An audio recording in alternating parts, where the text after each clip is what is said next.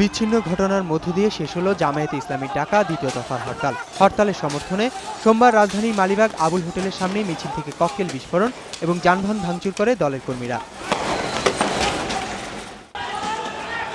মাহমুদপুরে মিছিল বের করে হরতাল সমর্থনকারীরা। সেই সময় বেশ কিছু গাড়ি ভাঙচুর, অগ্নিসংযোগ এবং ককটেল বিস্ফোরণ করা হয়। পরে পুলিশের ধাওয়ায় পালিয়ে যায় পিকেটাররা।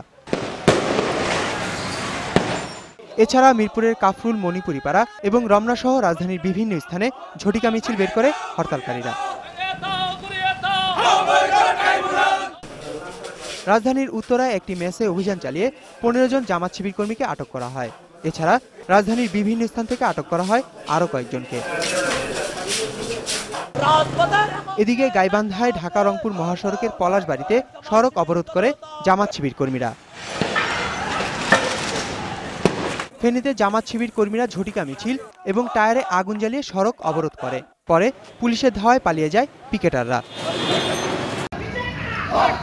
কুমিল্লায় ঢাকা চট্টগ্রাম মহাসড়কের আমতলী এলাকায় রাস্তায় আগুন জ্বালিয়ে বিক্ষোভ করে হরতাল সমর্থকরা। চাঁদপুরের ব্রাহ্মণ শাখোয়া এলাকায় সড়কে আগুন জ্বালিয়ে রাস্তা অবরোধের চেষ্টা করে হরতালকারীরা।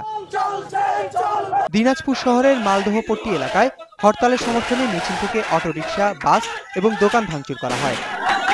হরতালের সমর্থনে নাটোরের তেবাড়ি এলাকায় রাস্তা অবরোধ করে মিছিল করে জামাত শিবির কর্মীরা। বগুড়া শহরের চারমাথা এবং সাবগ্রাম এলাকায় রাস্তায় গাছের গুঁড়ি ফেলে বিক্ষোভ করে হরতালকারীরা। অন্যদিকে হরতালকে কেন্দ্র করে ঢাকা সহ সারা দেশে নিরাপত্তা জোরদারের পাশাপাশি মোতায়েন করা হয় বিজিবি। আহমদ অনিক, 21 টেলিভিশন।